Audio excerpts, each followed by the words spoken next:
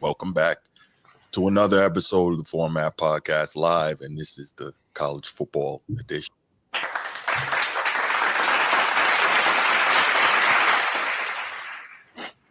Joining me as always to discuss college football is my main man, Ryan Langford, former Fighting Illini, former Indianapolis Colt, former Winnipeg Blue Bomber, former BC Lion, former Saskatchewan Rough Rider, former Ottawa Red Black. That's it. I got them all. There we go. What's going on? Hey, man, glad to be here. Yeah, I'm glad to have you here. This is not the easiest show to have you here for a couple of reasons. Obviously, well, you know what? Let me give my spiel and then we'll get right back to it. So hang on, y'all. If you're watching here on YouTube, make sure you go ahead, click that subscribe, that like, that notification bell. Make sure you're kept aware anytime we drop new content on the channel. If you want the audio-only version of the podcast, open up your audio podcast platform, hit the search bar, type in The Format Podcast, and we should come right up. If you enjoy the content as you listen, make sure you give us a like, a 5-star review, and drop a comment. All that stuff helps us rise in the algorithm, helps us find more sports fans, helps more sports fans find us, and write it down, put it in your phones, make a note of it. The Format Podcast is live Sunday mornings at 10 a.m. Eastern. And finally, if you're really and truly enjoying the podcast and you want to help the show continue to grow, make sure you go ahead, click that join button, join the channel. We're going to have some exclusive content just for you. All right. So, again, I've got Ryan Langford, official Format Podcast college football analyst, joining us here today. And not the best day for me, as I'm sure many of you can imagine if you're watching this show. Not feeling too great after my Notre Dame Fighting Irish lost last night in the national championship game to the better team, the Ohio State Buckeyes, 34-23. And well, let me just do this and let me pay homage.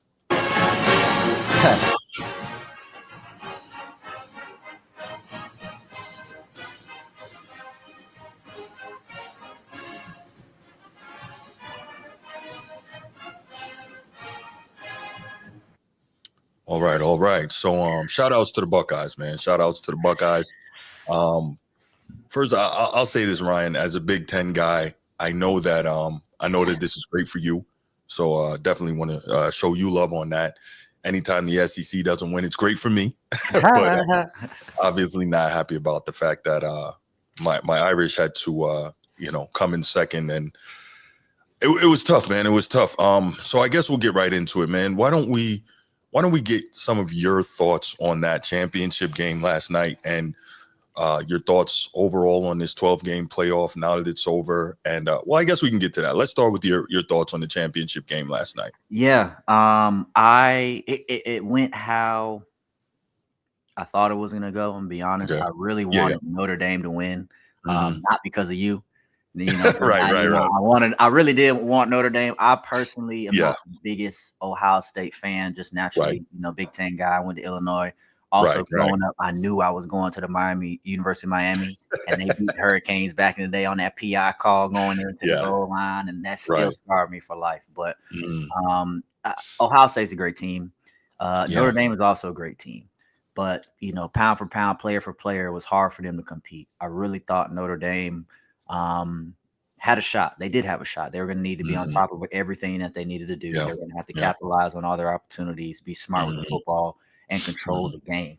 And I personally thought that they were on their way to do that with that first drive. I mean, they got the ball. They drove 70-something, 80 yards, and really kind of put their foot down like, hey, we can do this. But we're here to play. Yeah, exactly. But it got a little bit out of hand. Ohio State is just so efficient. They got guys that can make the ball or make plays at all times. A lot of weapons. They can run the ball well, and then of course they're converting on those third down, third and short. It didn't matter. That was really hurting them. Yeah, man. So obviously we heard a lot about how Notre Dame was going to be outmanned in this game. Through all the buildup and all the examination, evaluation, all the prognostication going into it for the previous 10 days. And at first, I really was very concerned, and rightfully so. Again, Ohio State's an outstanding team with a lot of weapons and such. And so at the beginning of the pre-period, the interim between the games, I was like, man, I don't know. But as that time went on and we got closer and closer to the game, I was like, Notre Dame can really do this. I believe they can do this because, they played the best run defense in the country in Indiana. Now, whether or not that was skewed by Indiana's schedule, okay, but they played the best run defense in the country in Indiana and one of the best offenses in the country in Indiana. They beat them pretty handily. That game would have been worse if it wasn't for a late touchdown. Then they go and they play the mighty, mighty champions of the SEC. They play Georgia. They match up with them physically, literally out physical the SEC champions and beat them. Right. I know everyone's going to say, well, that's not the same Georgia, and they didn't have this, that, and whatever, because, had Georgia won, we would have heard something different. But they out physical the mighty champions of the SEC, and they beat them. Then they go up against the Big Ten runner-up, one of the best defensive teams in the country, one of the best running teams in the country. In Penn State, they're down early, having a lot of trouble in the first half, get back in the game, pull out a gutsy win. Lines them up for Ohio State, the best team in the country. And so I'm thinking, if Notre Dame does what Notre Dame does, they can win that football game, right? Get a turnover here or there and capitalize on that and play solid defense. And obviously you can't beat them scoring, so you have to try and keep the scoring down. But to your point, Notre Dame wasn't able to do that. Now on that first drive, Riley Leonard said, we're here to compete, and we're going to leave everything out here. And, he carried the ball 9 times on that first drive, scored the touchdown. They said he threw up on the sideline after that play. He was battling. That whole drive. He was battling. The kid's tough. Tough. He's never going to be an NFL superstar quarterback, but he's tough. He's got those things, right? Intangibles. He loves to compete, which unfortunately, with the amount of money that modern day athletes make, is something I think that gets lost a lot, is the competitive fire. And I think he's got it. He's got it. So, then we saw after that first drive, Ohio State comes right back, scores, and then rips off 31 unanswered. And I'm watching and I'm like, oh my gosh. And all I'm thinking is, okay, don't let Ohio State score going into the half, right? We always hear Marcus Freeman talk about the middle 8, final four minutes of the first half and the first 4 minutes of the second half. So even before we go any further, question, is the middle 8 something most coaches talk about? I've been watching football for a long time, and I've never heard that emphasized as much as I heard it this year with Notre Dame. Is that something you hear about a lot? Yeah, so I've actually never heard it called that. Okay. You just kind of know that, hey, depends on, okay, did you get the ball in the beginning? When are you getting the ball? And right. Then, how the drives in and momentum and all that stuff is so crucial in college football. So it's important if you know you're getting the ball after halftime, if you can score before, like going in, that's huge. And if you know that you're getting the ball after half, you can prevent them from scoring going in, that's huge momentum things, because you're going to make the corrections at halftime anyway. Coaches are going to come in, try to rejuice the guys, get everybody going. But if you've got some points and you've got some control in those times, it makes it a lot easier for offense or defense or special teams guy to buy in into that moment and capitalize once you're coming out of half. No doubt.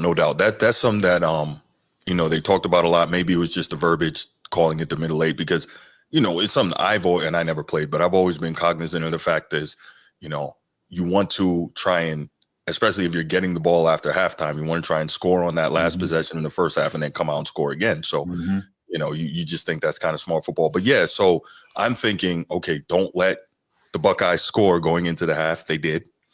Okay. Make your adjustments. Don't let them score coming out of the half. Lo and behold, they did. This game is, I'm like, oh boy, 28-7. Oh boy, this is real bad. This could get out of control, right? Pete Sampson, the beat writer for Notre Dame, covers Notre Dame for The Athletic. When it got up to 28-7, he tweeted, Alabama has entered the building, in reference to the 2013 championship game where Alabama just ran roughshod all over Notre Dame. And it was getting scary. And a lot of us Irish fans were thinking, oh, this is about to go a bad way. But Notre Dame somehow found a way to fight back into this thing and make it a 1-possession game all the way up to 31-23.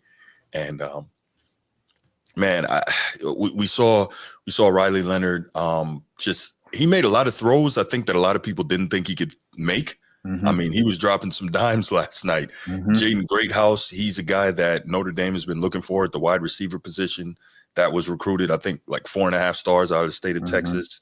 And he made some big plays. He had the game that everybody's been waiting for. And it's kind of awesome to see, even in the loss, that the biggest game of his life was the game where he played the best. Yep. So that says something. You step up in a game like that, 6 for 28 yards, 2 touchdowns, really key. But It's tough, man, tough. Just Notre Dame didn't have enough, made adjustments too late, got back into the game too late, and the clock became an error. Now, let me ask you something. So we see near the end of the fourth quarter, that back-breaking third down, you leave Jeremiah Smith on the island against Christian Gray, and he catches, I think, the 54-yard bomb, and that effectively sealed the game. My question is, you see, and I thought about this after the fact, but these guys are coaches and stuff. They should see. So you see Ohio State running towards, they're running a couple plays kind of towards the boundary, a little conservative. And then it made me realize they're setting up to give Jeremiah Smith all that space on the field side to just take a straight shot, a straight go route. And he caught it. So I guess my question is, if you're Notre Dame, why is your best man on corner not defending Jeremiah Smith in that situation? Jeremiah Smith is freshman All-America. So is Leonard Moore. Yeah. Why was Leonard Moore not on that assignment for that play? I've been waiting for the most part for these guys to lock up all day. I don't understand why in this game of all games, if you're Al Golden, the defensive coordinator, you would not have Leonard Moore dealing with Jeremiah Smith as much as possible. Give me your thoughts on why that could, end up that way. Abdul Smith, you're absolutely right. Yeah. You're right. And I've really got no concrete answer because when I wasn't in the locker room, I'm not the coaches. Of course. Right. But anything could have happened. It could have been, that play. And I got to go back to watch the game tape to see what can happen because sometimes corners stay on a certain side of the field. So now they run on the short side. Right. Now the formation's into the boundary or the formation's into the field, but that causes the guy not to have to rotate because of they're playing split rules, So there's a lot of different factors that come into it. But, the beautiful thing about football is every play is a game of matchups, right? Everyone has to control their individual one-on-one matchup. And, if 10 guys are doing their matchup, but one guy doesn't, usually that's the one guy who can make the play. And in that situation, that was when they were able to go deep and score some points and really kind of put the game away at that point. I don't know, man. I just feel like, and kudos obviously to Ohio State, kudos to Jeremiah Smith for making that incredible play. Kudos to Will Howard for just dropping, a perfect bomb right to, arguably the most elite weapon in college football, right? I just don't understand why you're Al Golden, you're an elite defensive coordinator. I don't understand why you don't have your best cover guy who, again, is freshman All-America, just like Jeremiah Smith is, why you don't have him where Jeremiah Smith is. I don't get it, especially in that situation. Right. Yeah. I don't either. There was also the play, and I want to ask you about this with Jeremiah Smith, where he caught the first touchdown in the first half. I think might have been towards the end of the first quarter. And they were inside the 20. They were in the red zone, and you see Jeremiah Smith quickly move towards the quarterback, then pop back out, and you see Christian Gray. He's pointing and yelling and trying to tell the defense, hey, this guy's over here free. He's pointing and yelling and jumping. And then when the ball is snapped, Christian Gray runs and leaves him. Now, I know clearly Christian Gray had an assignment in that defense, and he went where he was trained and drilled to go. However, you see the most dangerous guy in college football. Now, this is me not having played. This is why I defer to you. In that situation, if I'm the DB, is the coach going to rip me if I break that defense and say, Coach, I could not leave him alone? I had to do something. Is the coach going to rip you for that? The coach would rip you had he stayed and they threw where your assignment was. Does that make sense? Yes, it does. So that's, and again, I don't know the play call because my girl mentioned it too. She was like, "Why didn't you go with him?" And I just caught the end of it. I was like, just seeing they showed the instant replay from that back angle. He was pointing. He's pointing and yelling and jumping, right? Half orbit motion and came back around. That's what it's called. Yeah. He kept going. And my thought process is, well, two things. Number one, he thought he did have him in man, and he got shook from when he orbited back out. Okay. And called the separation, or he was moving back to where he should have been, but the person whose assignment was there was never there. So it's a tough place to be at. One, I didn't know the assignment. Let's say he was playing zone on the backside. Well, he's got to get over there, because if he doesn't, the play could have been designed to get your linebackers to bite on this so they can hit the zone behind you. You know what I mean? Right. So that's just a tough situation where it is. You see it's coming and you got to make a decision, and things are happening so quick. There's so much emotion. They throw the ball down the field. Red zone's close. Things are getting tighter. Games getting hotter. So I think that could have easily been the excuse. I would love to go back and look at the game film, like the film copy, just to see, like, they were in this coverage, or you can see the miscommunication on the backside, like a lot of different things. But again, that comes down to everyone doing their assignment. And in that play, 1-2 people didn't do their assignment. It cost you. I think it's easy for me to say. I just have to believe that if I'm Christian Gray on that, I'm gonna have to take the butt cutting from Coach, because I'm like, Coach, I could not leave him there. There was nothing. I had to try and stay and do something. Right. So, I mean, that's me. And then on his side of the ball too, like if he knows the defense as a whole, so let's say they are playing whatever, a zone. If he know that he can gamble in this situation because it is man or it is zone, and that's where football IQ comes into play. But also, this is you're making a split-second decision. Like boom, you break the huddle. Okay, you hear that we in this coverage. Boom, you run out there. He's going in motion. You're like, oh shoot, they don't have anybody over here. But you still thinking about your responsibility. So it's a lot when bullets are flying out there. You got to make a quick split decision, so. and then it's over. I hear that. So here's another question. Again, Jeremiah Smith, because he's the nuclear weapon, right? So let's go back to when he caught that 54-yard bomb. Here's my other question. We saw clearly in that situation, and this is something that we see not just with Jeremiah Smith, but in general, when the DB is concerned about the blow-by ability, and this as a speedster, the blow-by ability of the wide receiver, the defensive back will generally give some cushion, right? And that's something I've always known. But I was reading tweets, and I think Bucky Brooks, he's former NFL DB, and he was saying that some coaches don't like this, but in that situation, he advises that the DB tries to get physical with the receiver, jam him, bump him, do something off of the line to try and slow him, disrupt his timing, do something. Because if you give that cushion, you let him get going, and it's easy at that point for, a guy with that talent, that size, that speed to just take off and make a play. What did you like when you were in that position, again, as a speed guy, trying to run your sluggo or just your fade or just, your deep go route? What did you prefer that they give you the cushion, or did you like when they try to get handsy with you, because then you can really burn them because you can feel where they are? What's your thought on that? Yeah. So naturally, that's a great question. So it really comes down to a few things. My game was speed, right? I was never going to be the guy who was going to out physical you. Right. But I could beat you with speed, and I could beat you with smarts and leverage and things like that. So if it's in a situation that I know a defensive guy is already nervous about my speed and he's going to give me some cushion, I always like that, because I could make all my routes look the same. My routes from 6 to 12 yards all going to look the same. And from your perspective, you're going to think that I'm going deep. So my whole idea is to get you out of there. You're playing off, so you're already thinking that you got everything short. But if I can come off the ball so fast that you think, oh, nah, this got to be a deep route, that opens up every route for me in the book, because now your hips are turning. Now you're moving. So I'm running a 12-yard in. Them first 8 yards going to look like it's a fade every single time.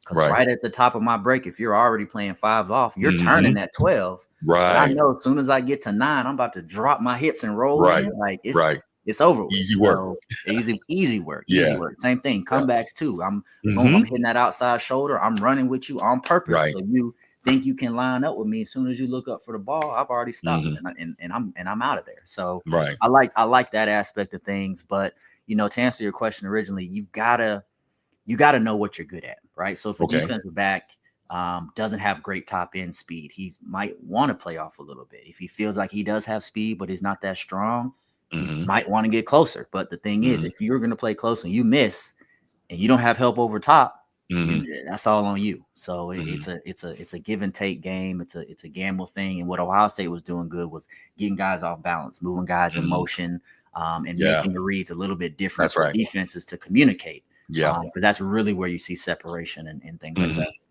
Yeah, as I was watching, and even earlier in the game, before the deep bomb, I was saying, why are they giving Jeremiah Smith so much cushion? Like, you got to try and, obviously he's a big physical guy. He's like 6'3" with 215, something like that. So, but still, like, jam him, bump him, do something, try and disturb that timing, because to your point, they're giving him the cushion. And before the 54-yard bomb, he finishes 5 for 88. So what was that? 4 for 32 prior to that. So they, for the most part, held him under control. He didn't dominate, right?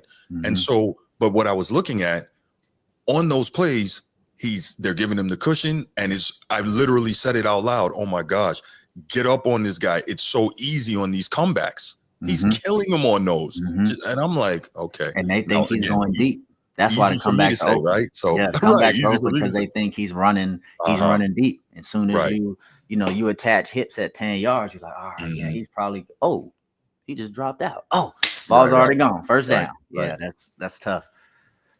Yeah, no, absolutely. So let's, because I guess we could talk about Jeremiah Smith all day, right? Because he's that special. But let's try this. If you are, and I know you're an offensive guy, but okay, overall, offensively and defensively, what do you think? Give me 3 things that Notre Dame could have done better that maybe change the outcome of this game and get them involved a little better earlier in this game. I think they could have had a better job running the ball. I think running the ball from their running back perspective could have definitely opened the game up a little bit. I don't think they got over 60, 70 yards total rushing by the end of the game, right? So let's see. That hurts. That puts you 26 carries, 53 yards. Yeah, rushing. That puts you behind at all. Like if you got to be averaging at least 3, 4, 5 yards a carry, you got to do something just to keep the defense honest, right? Because if it's like, look, they're only running the ball, they're getting 2 yards a carry. We don't really got to respect the run like that because we know our defensive line gonna get in there and make some plays. So running the ball, I think, would have opened. And again, what is the day after quarterback is a lot easier to say what you can and cannot do. But being able to get the run going. Once they can get the run going, then I think you try to get some guys in space. They don't really run a lot of motions, a lot of things like that, but keeping the defense off balance, getting the guys some short passes, short things like that, just to kind of keep the defense off balance. They don't know if we're going quick game. They don't know if we're going deep balls. They don't know really know what we're going to do. So I think run the ball well, which will kind of open up the quick game and the intermediate passes. And then always, I think what helps is some plays on special teams, right? Either defense maybe getting the interception or something like that. But special teams, good punt return, good kick return, kickers making their kicks. Granted, they were kind of out of it already, but they left 3 points on the field, right? And those 3 points could have added that much more confidence and that much more pressure to Ohio State later on in the game when it was those third downs, when they knew they were getting when it was getting tight. Because when you really think about it, that second half, Notre Dame was starting to play good football when they were starting to come back. Ohio State was getting in 3rd and 4. They got a little bit tentative. That's right. They weren't converting those 3rd and 5s. That's right. The same way that they were in the first half. So it was like, okay, they're starting to roll. Notre Dame drove down, scored that touchdown, got that 2-point conversion. It was like, okay. All right, here we go. Nice little trick play too. I was like, what are they doing? Right. And I was like, what? Yeah. I think that would have been the biggest thing. But Ohio State is just dominant all the way around, right? Defensive line was strong, really wreaking havoc all game, and that makes it tough. And then Riley Leonard, great quarterback, but he taking a pounding out there. He can't always be the guy that's running the ball. Got to be able to get someone else running the ball, some receiver screens, something. But Ohio State have just set all the way around, I would say. Did you have an issue with what you saw in the offensive play calling from Notre Dame last night? I was talking with my guy Steve during halftime, and he was not at all happy about Mike Denbrock's play calling. And what were some of your thoughts on what Notre Dame was attempting to do after that first drive last night in the first half, which is where they really went into trouble? I just think it was hard to stop Ohio State. And that makes it hard as an offensive play caller too, because the game kind of goes hand in hand, right? Boom, Riley drives the whole field. We need our defense to get a stop. They're unable to get a stop. Then we go 3 and out. I think they punt the ball. Ohio State comes back, scores a touchdown. All right, so now it's like, all right, offense, we got to get out there. We got to do something. Then what they do? 3 plays, punt. Now they're scrambling like, oh man, what do we do? How does Ohio State respond? A touchdown. So now it's like boom, boom, boom. Yeah, and as an offensive guy, you're like, now what do? We just went 2 consecutive 3 and outs. Was it 3 and out? Let me see. 3. Yeah, 2 consecutive, 3-play drives. Like, we really don't know what's going. So now we got to try something else. If that something else doesn't work and they score again, which luckily they didn't, they scored after the half, but that kind of put some guys in a hole. Yeah, that's tough, man. That's tough. Man. Yeah, that was tough. You just want to find something that you can build off of, and anything. Big play, a field goal. Hey, we drove the ball 80 yards and we didn't score. Fellas, hey, we just still drove the ball 80 yards on these boys. We got time. We can do what we need to do. But then we need the opposite side of the ball to do their job. Defense got to get a turnover. Defense got to get a stop, get a punt, get something. That's really what it came down to, in my opinion. Yeah. What did you see from Notre Dame's top receiver, Jaden Greathouse, last night? He, like I said, he played his butt off, had the game of his life, and the most important game of his life so far. What did you see from him? He was competing. That touchdown he had going, I always say, I know the one you're talking about from the TV copy, but that one-handed, like that was big. There's a lot of receivers out there who wouldn't have made that catch and who would have complained about the PI. He got the call and a touchdown, right? That's what they sign us up to do. They sign us up there to make the play when opportunity's there. And I think that was big on his part. It would have been cool to see some of the other receivers kind of step up as well, but we don't know if they weren't able to step up. Like, I don't know if it was a receiver issue, right? It was could have been play calling, could have been time, could have just been Ohio State's a great team. They got defensive backs that was locking guys up. And those plays that were those big plays that he made, he made them plays. Deep ball, breaking some tackles, running for a touchdown. That one PI hand. So Ohio State was on them pretty well, but these guys had to make some plays, and luckily they made a couple, but it wasn't enough to win. Right. So you said that you would have liked to see some of the other receivers step up, and I get that. Let me ask you, when you see a guy, obviously you were a receiver, not a quarterback, but when you see a guy and he starts to make these plays in a game that's, a major game like this, does the quarterback have a tendency to just continue to go to the well, kind of like in basketball, feed the hot hand, right? Somebody makes a couple of shots in a row, you're the point guard, you come down, you keep feeding him, right, while he's hot, what they call the quote-unquote heat check? Yes and no. Okay, because a lot of the times, so if you have that relationship with your quarterback might say, all right, like, I'm not going where the reads are, I'm going to where you are at. But a lot of times there's progressions within each play. Then it comes down to what the play is called. So if they're calling a play that is not to the progression of the hot receiver, well, I shouldn't use a hot receiver, but the receiver who's, playing well, he's not guaranteed to get the ball. But I think as an offensive coordinator and a play caller, and you see your guys balling, you got to find ways to get him the ball more, right? Different ways to get him open, different way. If we're coming in bunches and we're spreading out of bunches, we're just doing different things to get him the ball or get our guys the ball in space. And again, it sounds a lot easier than it is, Of course, but, of course. I think that's the philosophy that I've always thought about it. Like, hey, you got a guy who's hot. We had AJ Jenkins when we were at Illinois. Was that my freshman year? First round guy went to originally from Jacksonville. Went to Terry Parker. Went to San Francisco. Drafted San Francisco 49ers. That name sounded familiar. But Coach Petrino, who was our offensive coordinator, knew that was our guy. And he found a way to get AJ the ball when we needed to get AJ the ball, whether that was putting him in the slot and running drive routes or having him one-on-one, doing routes here, making him the main focus in the progression. So it comes down to the play call, and it comes down to, everybody doing their job, right? What's to say that they didn't try to get him the ball? But offensive line wasn't doing what they needed to do. Receivers weren't running their routes. Other guys weren't doing what they needed to do. I Like got you. it's a team effort when it really comes down to it. Okay, so at the end of the day, Notre Dame doesn't get it done. The streak continues. It's now 37 consecutive seasons without a championship. So be it.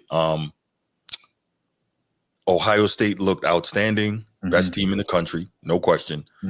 So this is something I was thinking about. Obviously, I always take joy again when the SEC doesn't win.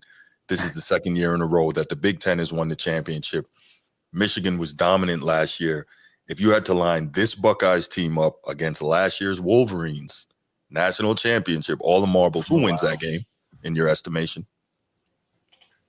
And before you tell me who wins, I want to know, as a Big Ten guy, who are you rooting for in that game? Michigan versus Ohio State.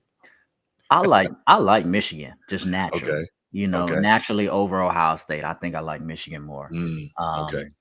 I know why you like Michigan. You like Michigan because you caught your first touchdown. Yeah, that too. Had my first touchdown in the big house, right? That's right. We love that. Yes, sir. But blue and gold. That was kind of my high school colors too. Okay. Stadium's cool. So, right. I like that. I don't even really remember. That team was good though. That team was good. Last year they were loaded, man. That team was good. A lot of talent. Blake Corum, JJ McCarthy, all those guys. Good. A lot of defense, a lot of Mikey Sanders still, who's making plays in Washington now. Yeah, that would have been a good game. I don't know who would have won. I really don't, because I like to think Michigan would have been able to do it. But this year's Ohio State was strong. Like they looked complete. Really, really good. I think it would have came down to, again, mental mistakes, who can control the ball, and somebody's got to make a play, right? Special teams, somebody's gonna have to make a play. Right. But that Michigan team was good last year, though. Oh, they were right. They were real good. They were good. Yeah. They were good. Yeah. They were good. They were good. I really don't have an answer, because I as much as I like Michigan, I like Ryan Day, what he's overcame. If that makes sense. I get it. I like that he's finally got himself one, because I know that is some people in Columbus that's like, look, this it. Yeah. If he don't get it. Yeah. But listen, I'm done with him. But there's people in Columbus that say they would rather beat Michigan than freaking win a national title, and I'm like, that's real. Yeah. I think I heard Urban Meyer say that when you're born in Columbus, I think at the hospital they give you a beat the team up north onesie. They give the babies. I'm like, it's real. That real? It's real. It's real. It is real. I'm like, that's crazy. It is real. It is real. But that game, I'll give it to Michigan. I'll give it to Michigan to beat them. It would have been a tight game, and it would have been a great game to see. Agreed. But Michigan probably would have been able to pull it out. So what you've seen from what Marcus Freeman has been able to build, the type of culture change he's been able to put in place at Notre Dame, everyone talks about how it just feels different. And that's no shot at Brian Kelly, right? Because if Brian Kelly didn't do the work that he did, Marcus Freeman is not able to walk in there and, continue to build on that foundation Brian Kelly left. Right. And so from what you've seen, man, what do you think about the future for Notre Dame football and the opportunity for them to win a national championship in the next few years, providing the NFL doesn't steal Marcus Freeman away? Yeah, I think they have a really, really good shot. I think what he's building there is strong. I think they've got enough energy to recruit people that want to come there now. That's right. I think because before it was, it was just a cool school, historic school, but I don't know if there was anything to really bring you there. But I think here it's enough to be like, hey, listen, guys, we gonna make it into the playoffs. And we're gonna need, if I'm recruiting, I'm like, listen, we're gonna make it to the playoffs, but we're gonna need you to take us over the top. We're gonna need players like you to fill in those voids.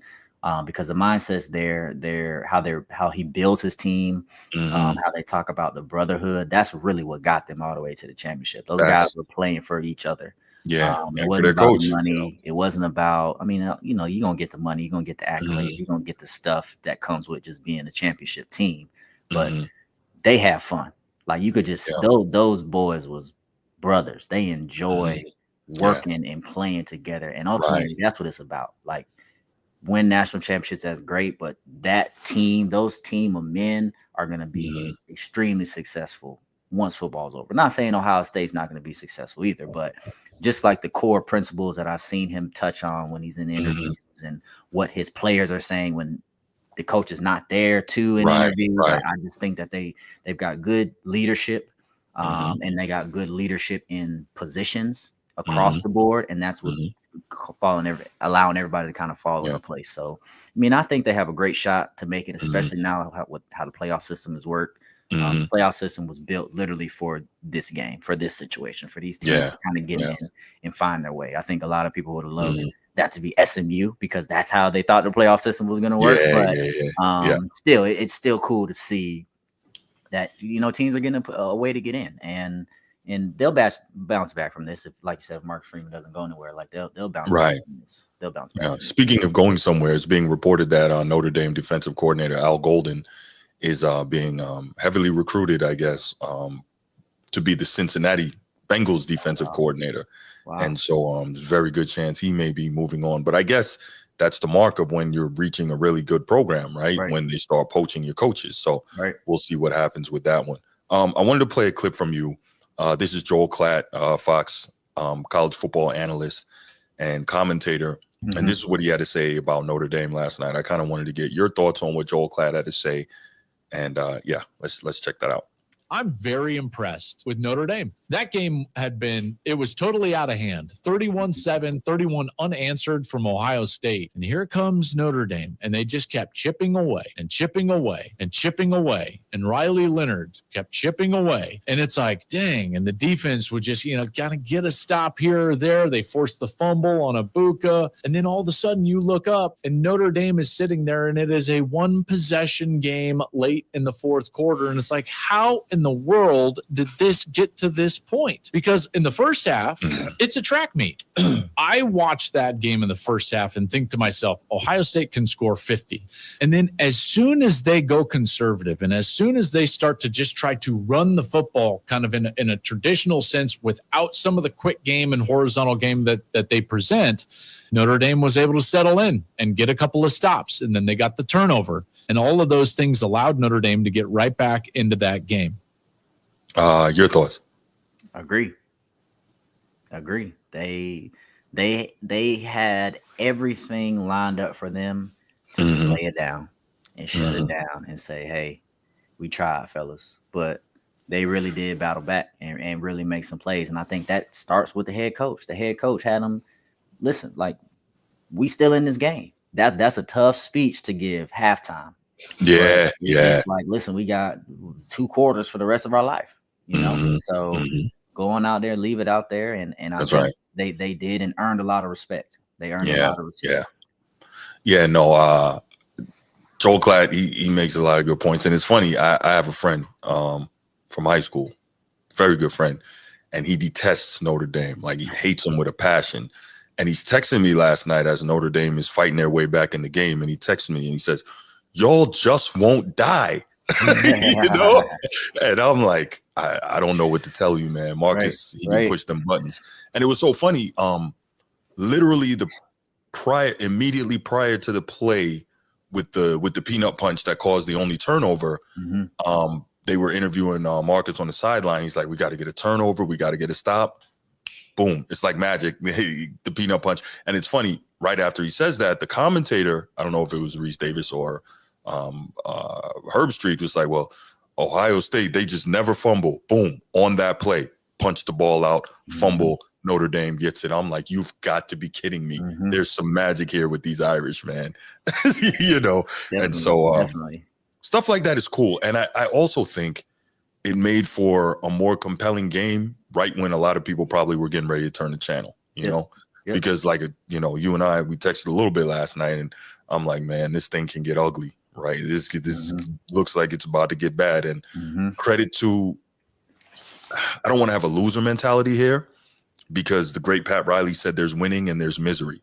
But you look at this and you say the old Notre Dame, even in that situation, they would have rolled over and it probably would have been, 50-7, right? Mm-hmm. This Notre Dame says, nah, we're not going anywhere. We're going to punch you in the face and we're going to continue to compete. And I got a lot of respect for that. I love that. And I love the attitude and everything that Marcus Freeman has infused into this roster, man. But really impressive stuff, really impressive stuff. So let's look at this from another angle now. Let's move away from the Ohio State Notre Dame piece and look at it on the whole, man.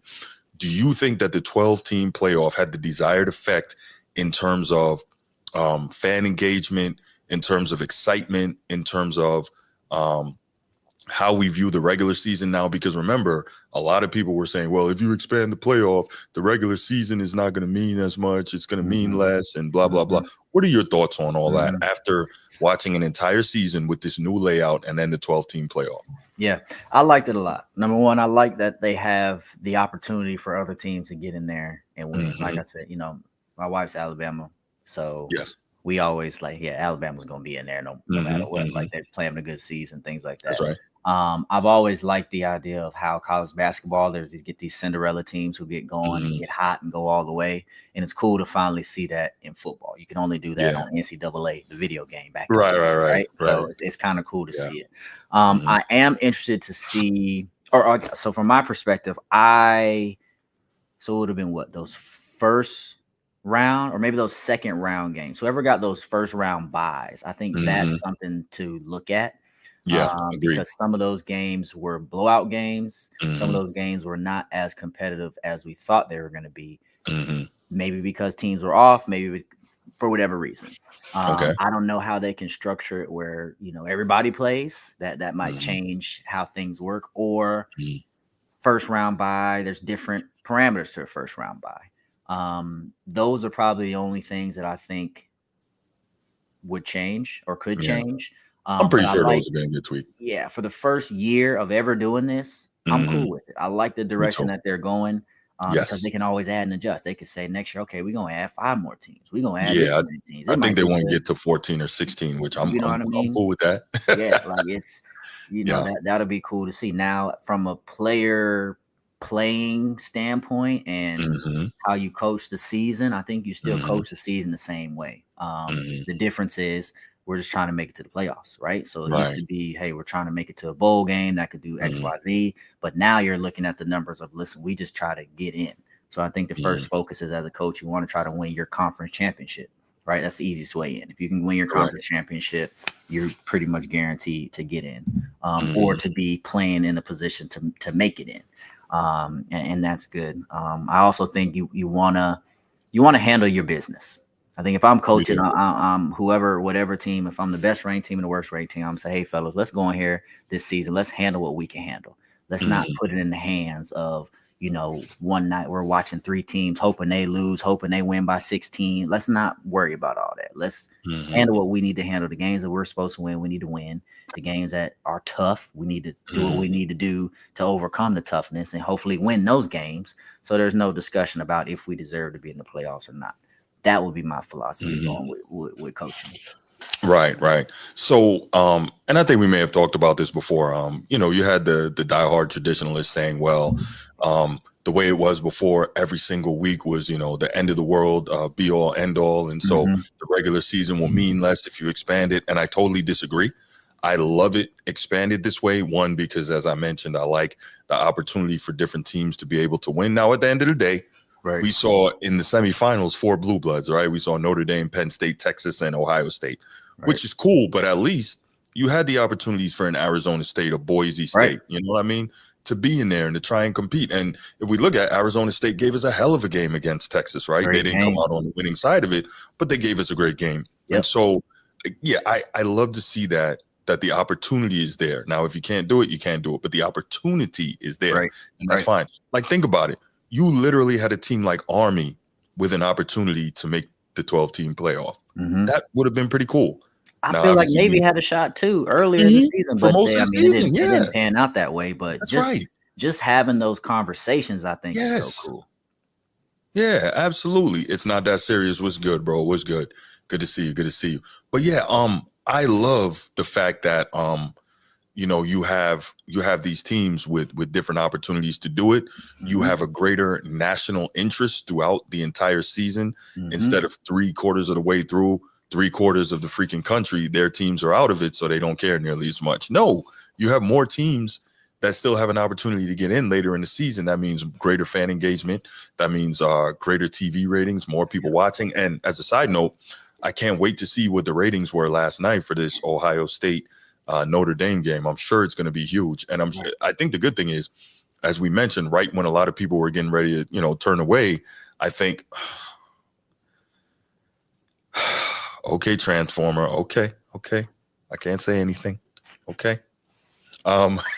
Shout out my main man, Transformer.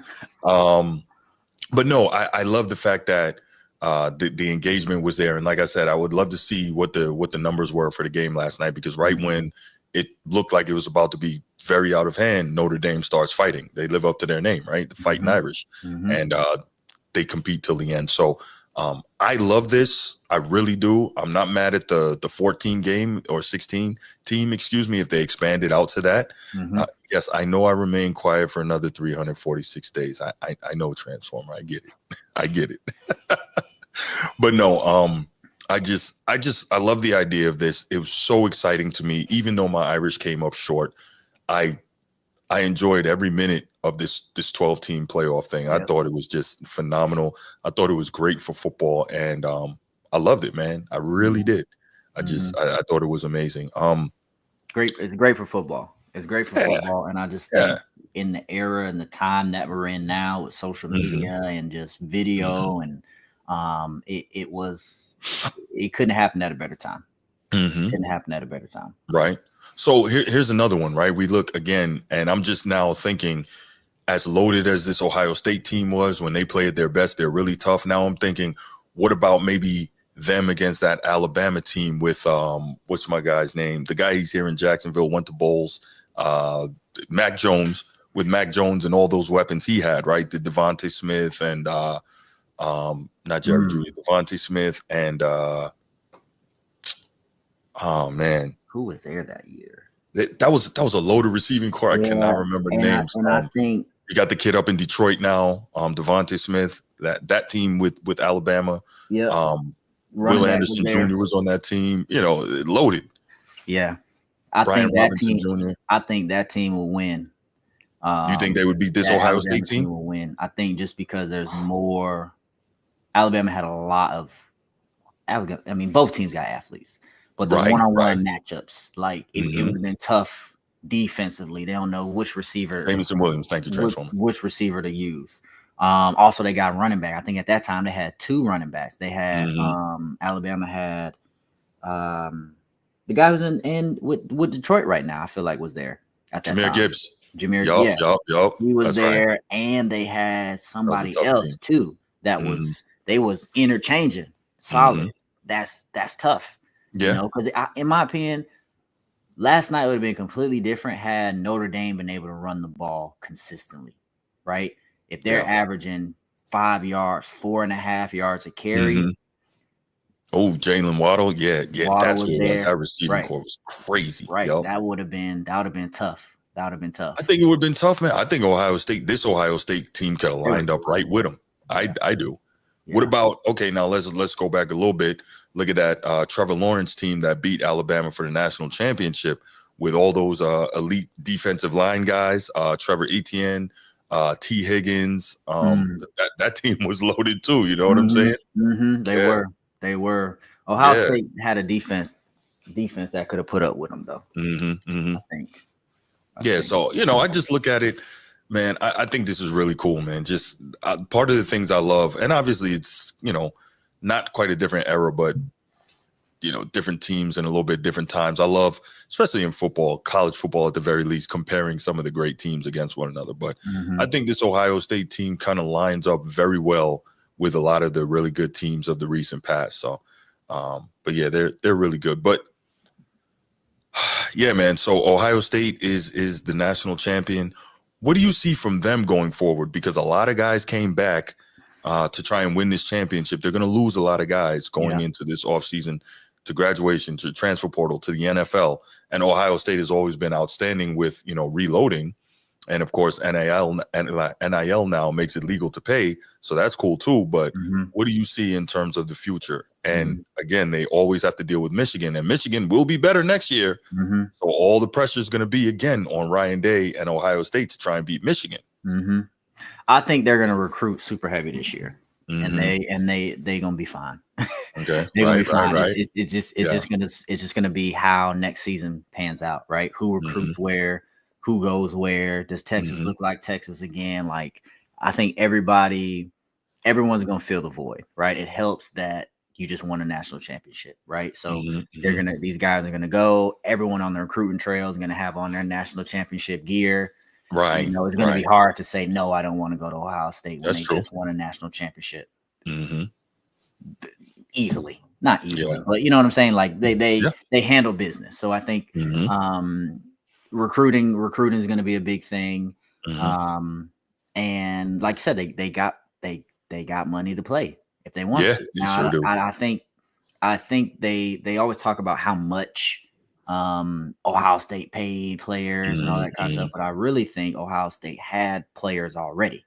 And so a lot of the money that they spent was to get guys to come. Right. Not we're buying you, we're buying you. No, we're saying, listen, you signed here 3-4 years ago. We want you to maintain that. Stay. And that's what they did. And won the championship. So hopefully that's a selling point to people. I just think, I mean, I'm old school. Like, it was, listen, my parents was like, look, wherever you think about going, you're going to be there for 4 years. So, like, you know what I'm saying? You got to make the right decision, unless you ball out and you go on 3. But we'll handle that when we get there. But be prepared. This is the school you're going to be at. So, it don't work that way anymore, right? It doesn't. Not at all. Not at all. Hey, if you're making a mill over here, somebody offering you 1.5, you gotta go get it. That's right. So that's right. Although the grass is not always greener, and the great poet Jadakiss once said, as soon as you start chasing the money, that's when the money start running.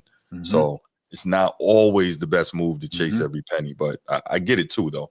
A lot of these guys come from tough situations, so you got a chance to make 50% more. You might have to go get that. Got to. Nah, totally get it. Okay, Ryan. So if you could give me just a general statement on this past college football season, man, what would it be as we wrap up here? The season is obviously over. It's been incredible, man. What was your thought? Just a general statement. My thought was exciting, as basic as that word is. This was, for me, probably one of the most exciting college football years that I've had in a long time. Yes. Number one, for Illinois had a great season. Facts. Illinois had a great season. We thought, I said, look, it's a chance these boys might make the playoffs. Ooh, if they make the playoffs, I'm going crazy. Shout out to the Fighting Illini. Again, now the opportunity is there. Like, that's why they did this. And that's right. Like, wow, you know what I'm saying? You could really do it. So I definitely think this was one of the most exciting seasons. I love College Game Day. I'm a big College Game Day fan. I love that they added Nick Saban to the College Game Day lineup. I think that really made I appreciate good coaching, and I appreciate how coaches became coaches and kind of what their philosophy was and what their does. And I liked watching College Game Day and hearing the stories from Nick Saban of like, it was harder to get our guys ready to play LSU compared to playing Auburn. Like, this was the game of the season. It was like, dang, really, dang. So little things like that made me really appreciate football, where it's going, coaches, things like that. I love the playoff system, the NIL portal, all that stuff. It'll all that stuff will handle itself out. It's just new. People are kind of not taking advantage of it, but there's no structure. There's no structure, right? So everyone, it's a wild west right now, but eventually that'll get taken care of. But it was exciting for me. Football was good. What made it exciting again was that teams that you potentially didn't see play football were playing better football and having an opportunity to go all the way. Notre Dame, obviously they were in, but SMU, Arizona State, like these teams that are good. Boise State's a great football team. Yeah, but been a great football program. Never been able to be where they're at unless we go back to the Tostitos back in the day, like that Boise State team, you know. So I was excited. I'm super excited for what is going to keep coming with college football. They're just going to keep tweaking it. It's going to keep getting better. A lot of athletes are training differently now, training better, getting exposure, younger. Super cool to see Travis Hunter win the Heisman playing both sides of the ball. I think that's going to just add another layer to college football where someone's going to try to allow that. There's a coach out there that's going to allow his player to go both ways, and who knows what that could do to that team, that program, that anything. So I think there's just a lot of upside, a lot of opportunity, and football is just a great game. It is, man. A great game, especially when you can watch it for not just scoring points. Like if you can watch the technicianship, I don't even know if that's a word, but like you can just watch, if you can just watch how players play, how coaches coach, how people react, momentum swings. Just when you start acknowledging and enjoying that, I love, you know, the stadium, the fans, like all that stuff. College football there's nothing like college football. There's no other sport. There's no other, like football is not as enjoyable for me when you get to the NFL because of the variables that come into college football. There's so many more variables, I think, that is with college football than in the NFL, in my own opinion. So many different things that come into play, and that's what makes it super exciting for me. That was a long answer. No, it's all good. I love that. I love that. No, I agree wholeheartedly with a whole lot of that, man. It was fantastic. Let me say this before I forget. You say you love Saban on game day, right? Yep. I don't. And let me tell you why I don't love Saban on game day. He doesn't even try to give the appearance of being objective. Like everything is SEC homer, Alabama homer. Like, we get it. You're an SEC guy. We get it. You coached at Bama for years. You won all those titles. But now you're in a different place, man. Can you at least pretend to be objective and try to be fair in your analysis of other teams and other conferences? Like, when they talk to him right after the selection committee and he's complaining about Bama and all that, not getting in, this guy had a freaking crimson suit on. I'm like, you didn't even try, bro. You didn't even try. Yeah, like, well, I mean, that's his team. That's in that locker room. You really want to think about it. That's still his guys. There's still a wave of his people that that's his people. You know, his guys, his teammates, and of course, he wants to see his team do good. He wants to make it easier for the incoming coach who's there now, because it's tough shoes. It's tough shoes to fill, and he'll never. In my opinion, I don't know him. I met him one time. I met Nick Saban one time before he was NFL or Alabama Nick Saban. He was actually with the Dolphins when I met him. That one little time. But yeah, he likes his team, right? He came from Alabama, and I think maybe next year might be a little bit different. But I think first year out, he was just trying to feel his way. But I will say, towards the end of the season, he started to be a little bit more transparent, in my opinion. He was being a little bit more direct on some stuff that before he was taking more of a passive route, in my opinion. But we'll see. And he might not even be on there, because apparently he's trying to be the commissioner of college football. They're trying to get him. I heard that people. I don't know how all that'll work, but yeah. I heard that people are suggesting him for that. I don't know. I don't think he would be a good candidate. No, he won't, because he's going to try to push everything to the SEC. No, he won't. No, he's going to front like he's not, but he will. I don't know if he's going to push stuff to the SEC, but I think he's going to try to bring back the quality of what college football used to be and the things that were lacking moving forward. Well, that's a whole different discussion we can have, but it's a whole different league, right? It's a whole different. Yeah. It's a whole different. It's different. It's a different world now. It's like the Dabo situation. We're not paying players, but listen. Yeah. Okay. Some schools gonna have to pay players to compete. So you got to make a decision on what kind of program are you gonna run. Like, you've been paying players. Stop, man. Are you gonna run the old school program that's really trying to?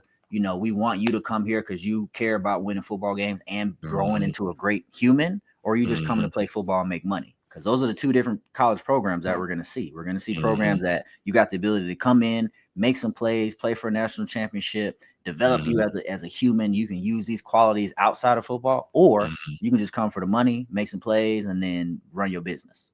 That's what we're gonna start seeing, in my opinion.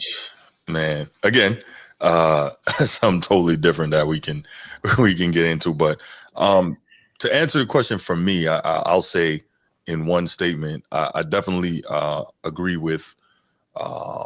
I definitely agree with what you said about exciting, right? And where I'll go with it is just a simple statement of this has been, and of course, I guess Notre Dame's success has something to do with it for me. But on the whole, this has been the best college football season I've ever seen since I started watching college football in '93. Yeah. I've just been enthralled by it. I've enjoyed it so much. It's been amazing. Doesn't hurt me at all that the SEC did not win a title for the second straight year. It doesn't hurt me that the Irish went on an incredible run and, had an opportunity to play for, and, literally we're within about 5 minutes of, possibly winning a championship. But overall, man, I just love the changes that are being made, the opportunity, as you said, for more teams to be in the mix later and just to give us more good football. Another question for you before we get out of here, we're getting up on it. Why is it that when there are blowouts in college football, people make such a big deal out of that, but when there's blowouts in the NFL, no one complains or bats an eye?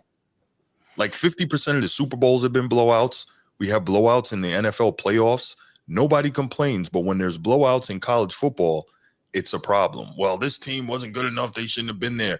This team doesn't really have the opportunity to win a championship. Why are they in the playoff? Like, what? What's the issue? What are your thoughts on that?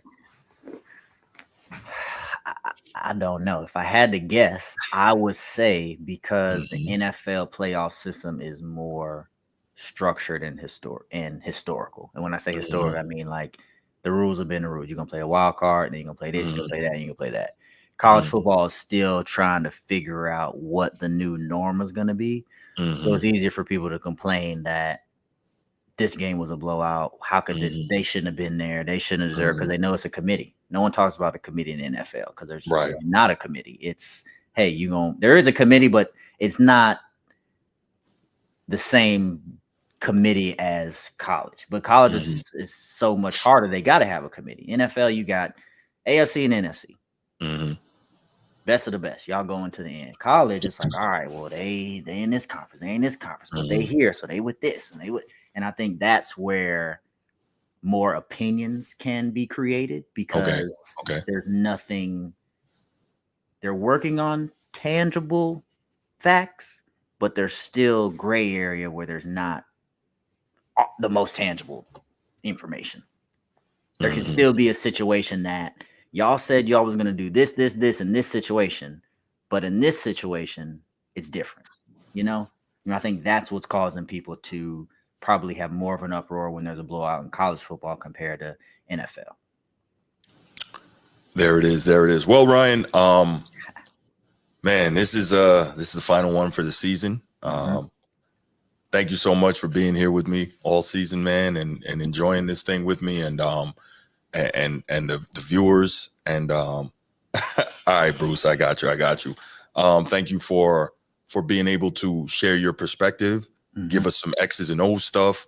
Give us some stuff about your experiences and actually literally being in those shoes and being out there, because I think that lends so much to the show and to the viewers. I think that's huge. Thank you. That's so appreciated, man. Looks like we got somebody who wants to call in. So let's do this. Let's take a call or two before we get out of here. 219-8264. Y'all know the number. Go ahead, Bruce. Hit it, man. So we'll take a call or two, and then we'll get out of here, Brian. All right, Bruce, waiting on you, man. Damn, he don't play. Bruce, what's up, my man? How you doing? Roll Tide. Roll Tide what? Hey, Bruce. Hey. What up, man? Hey, man. How I feel, man? It's been a gloomy weekend, huh? The Ravens. Yeah, man. I'm hurting, man. I'm hurting, man. I ain't gonna lie to you.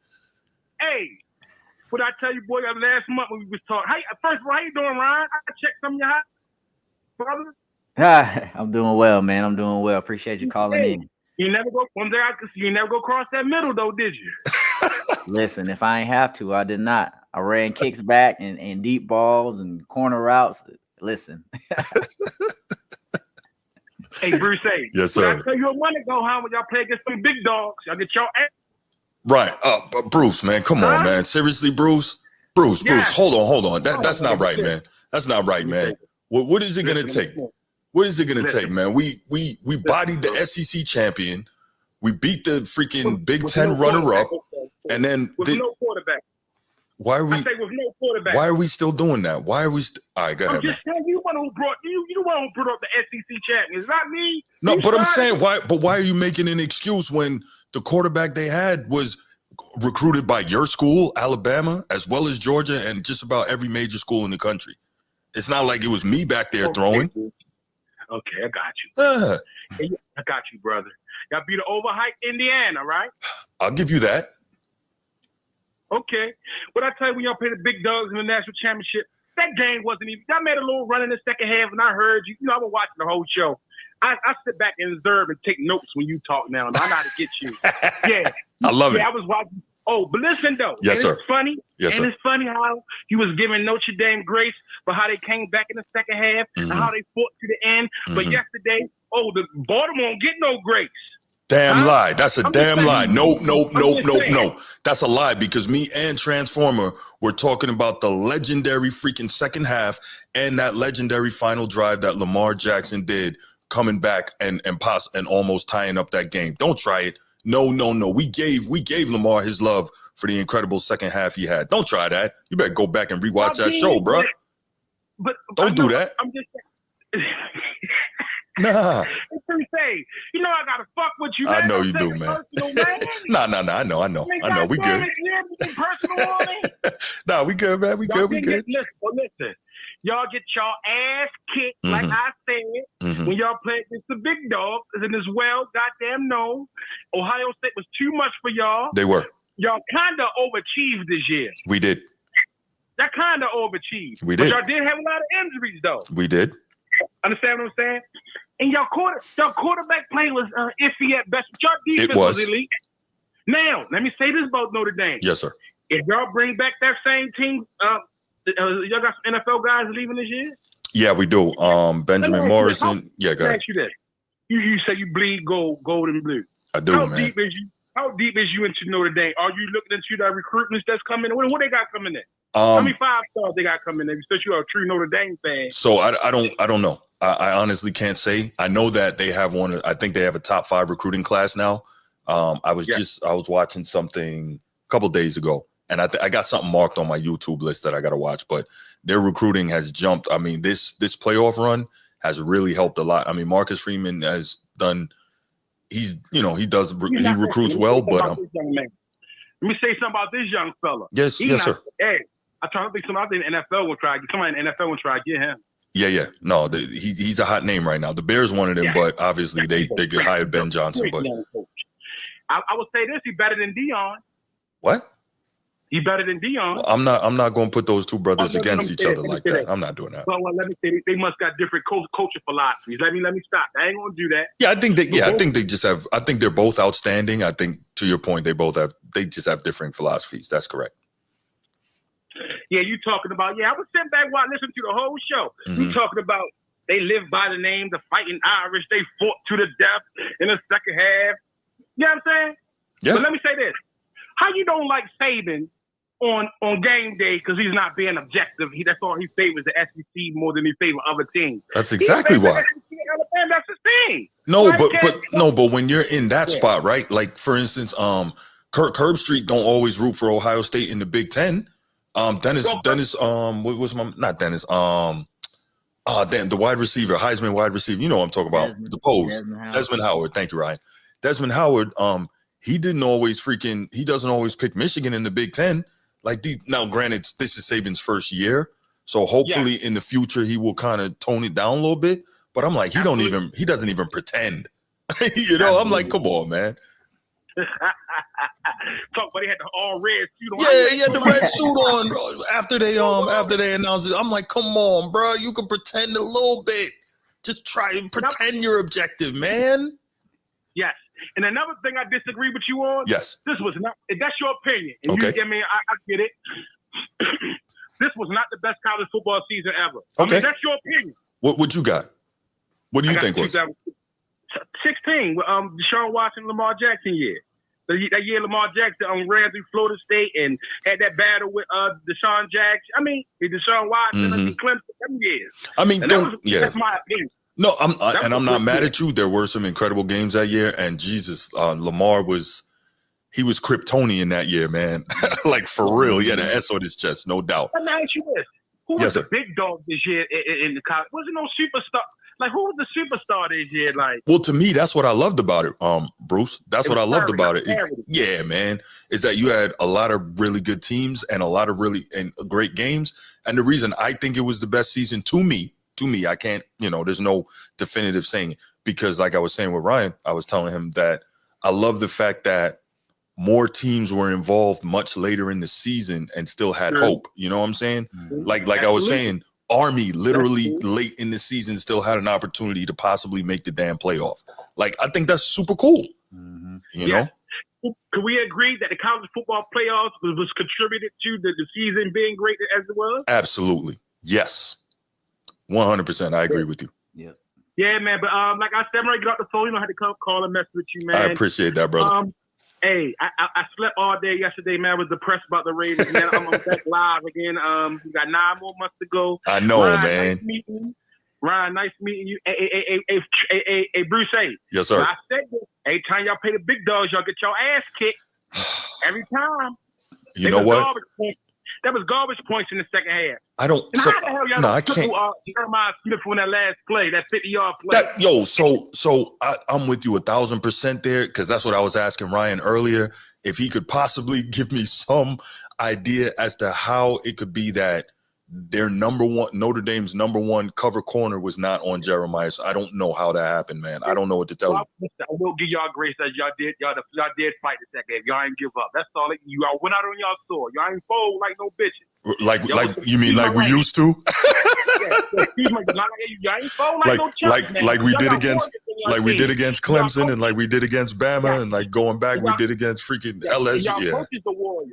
So I'll give y'all respect, honor for y'all didn't fold, y'all tried, but I think Ohio State has had a little bit too much. And agreed. See y'all next year, man. Hopefully y'all get a 5-star quarterback. Y'all get a quarterback with that defense, and y'all get a good recruiting class. Yeah, y'all be right back in it.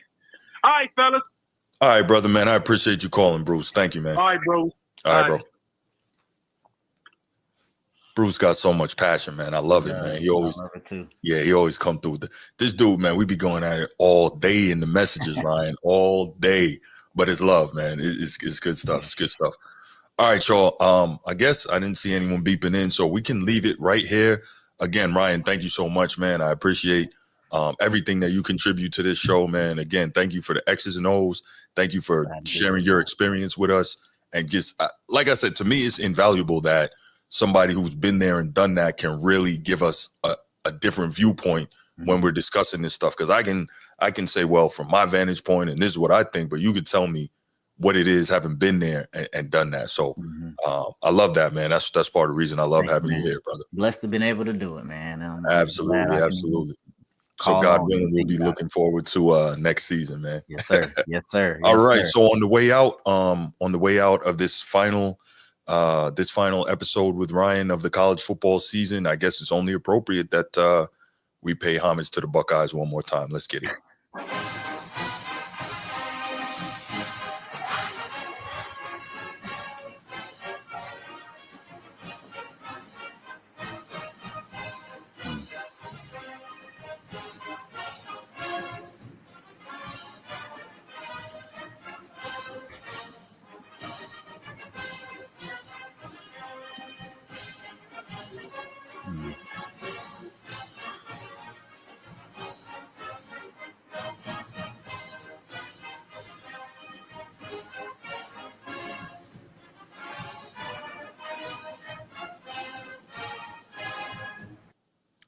All right. Well, that's it. There you have it. And for those of you who are always with me, man, I appreciate all of y'all.